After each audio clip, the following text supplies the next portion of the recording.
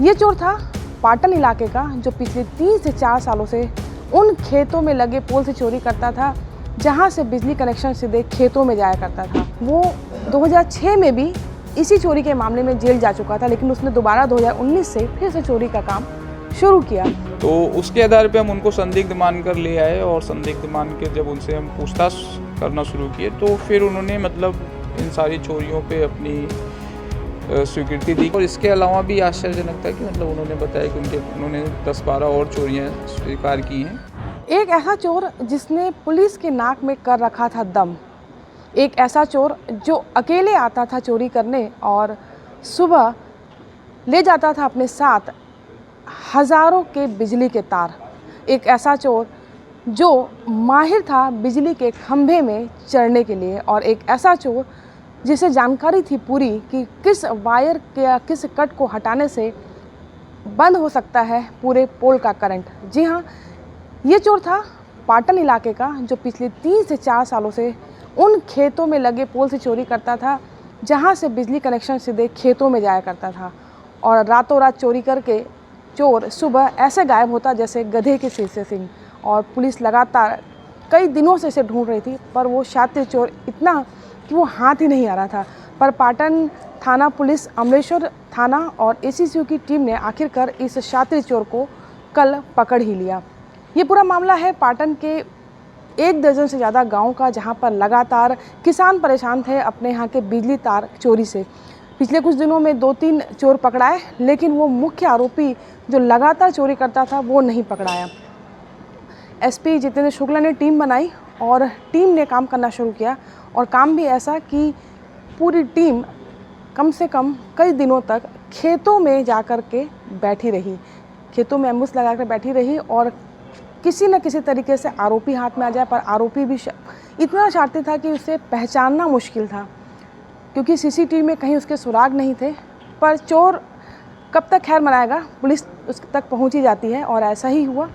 SDOP Patan Devansh Rathore के नेतृत्व में जो टीम बनी थी, एससीयू की टीम बनी थी, उन सब ने मिल करके आखिर उस चोर को पकड़ लिया और आज उसे जेल दाखिल किया गया है। उस मुख्य चोर के साथ में जो ईश्वरी मानिकपुरी है, वो 2006 में भी इसी चोरी के मामले में जेल जा चुका था, लेकिन उसने दोबारा 2019 से फिर से चोरी का काम शुरू किया। आपको बता दूं कि वो अकेला था जो इतनी बड़ी चोरी करता था, और सुबह जब चोरी का माल कटिंग करके बोरे में भरता, तब वो अपने रिश्तेदार को ऑटो के साथ बुलाता, जिसमें अपनी साइकिल भी रखता, चोरी का माल भी रखता, और रफू चक्कर हो जाता था। पर अब वो जेल की सलाखों के पीछे में है।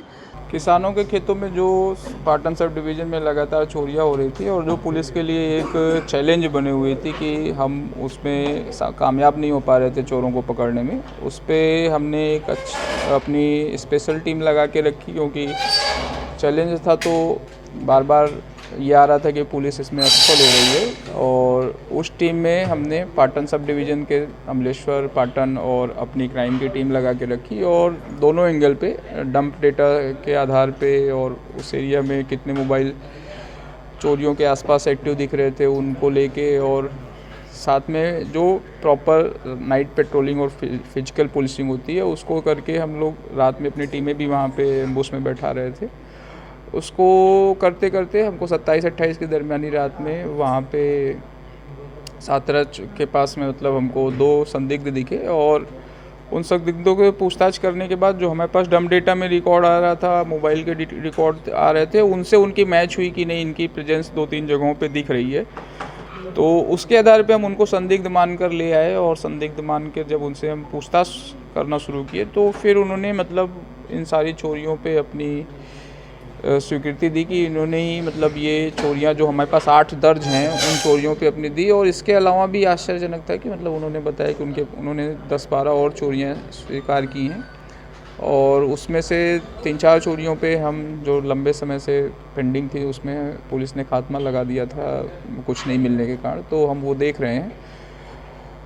पूरी स्टोरी उसमें ये निकल के आई कि ईश्वर मानिकपुरी और कमलेश सिन्हा जो दोनों उस रात में पकड़े गए थे, वो दोनों मेन कल्प्रिट थे, जो रात में अपना प्लान करके आते थे, और जहाँ कहीं पे भी ऐसा पंप का मीटर दिखता था वहाँ पे मीटर के पास से वो मेन स्विच ऑफ करते थे और तुरंत ऊपर पोल पे चढ़ के वो जो चारों तार रहते हैं, एक अर्थिंग और 3 फेस का, तो उसको गिरा कर ऐसे 5-6 जो खंबे रहते थे उनसे तार 1-1.5 घंटे में खोल लेते थे। फिर उसको कट करके बोरियों में भर के कमलेश सिन्हा के ऑटो से उसको सुबह भोर के 3-4 बजे के आसपास निकाल ले जाते थे और उसको ले जाके वो रायपुर में दीपक परपानी जो कबाड़ी है उसके यहाँ बेचते थे। और उनके निशानदेही पे दीपक परपानी को उठाया गया। दीपक परपानी के यहाँ से कुछ ये एल्युमिनियम वायर और बाकी चीज़ें उसके यहाँ से जब्त हुई हैं।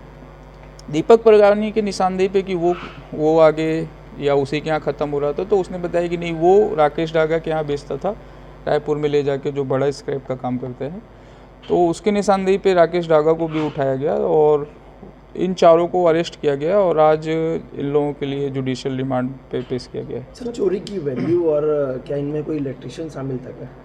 इलेक्ट्रिशियन जैसा तो नहीं है। जो मेन दोनों आरोपी हैं वो ड्राइवर हैं पेशे से और उनको लेकिन आइडिया ज़रूर है कि मतलब चोरी करने, क्योंकि ईश्वर मानिकपुरी 2006-7 में भी वायर चोरी के केसेस में ही अंदर गया हुआ है, तो उसको मोटा मोटा आइडिया है कि स्विच कहाँ से ऑफ करनी है और पोल पे चढ़ने में थोड़ा सा वो अभ्यस्त है और अच्छा है, तो इस कारण से उसने वो चोरियाँ की। कोई इलेक्ट्रिशियन नहीं इन्वॉल्व है। सर, बिजली विभाग ने एक शिकायत दर्ज कराई जेवरा में भी और बोरी में भी कि डीजल की चोरी हो रही है उनके जो ट्रांसफार्मर है उसमें से। तो ग्रामीण परिवेश में लगातार पिछले कई दिनों से चोरी हो रही है, उन्होंने शिकायत दर्ज कराया। हम लोग लगे हुए हैं, हम लोग उस पर भी लगे हुए हैं। डीजल चोरी के केसेस भी हमने दर्ज किए हैं। बस मेरा अनुरोध वही है कि वो लोग जैसी जितनी भी घटनाएं हो रही हैं उस पर दर्ज ज़रूर करें पुलिस में अपराध, क्योंकि दर्ज रहता है तो जब भी ऐसा रिकवरी होती है या कुछ हम पकड़ के ले आते हैं तो हमें पास कुछ अपराध दर्ज हो गए रहते हैं।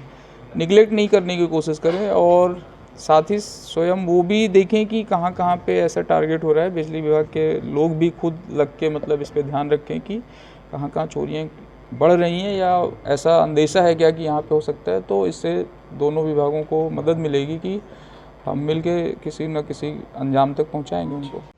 दुर्ग पुलिस की इस कार्रवाई के बाद में एसपी जितेंद्र शुक्ला ने इस पूरी टीम को भी पुरस्कृत करने की घोषणा की है। इसके अलावा जो 4 चोर हैं उसमें जो मुख्य आरोपी था ईश्वरी मानिकपुरी और उसका साला कमलेश सिन्हा, इसके साथ ही जिस व्यक्ति को वो कबाड़ बेचा करते थे वो, और एक रायपुर से एक दिलीप डागा भी इसमें गिरफ्तार हुआ है और सबको अब जेल दाखिल कर दिया गया है।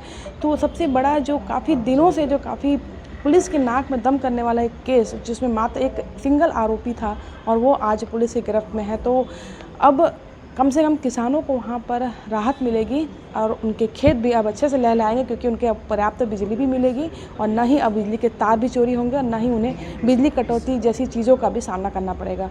कोमल धनेसर, IBC 24 भिलाई।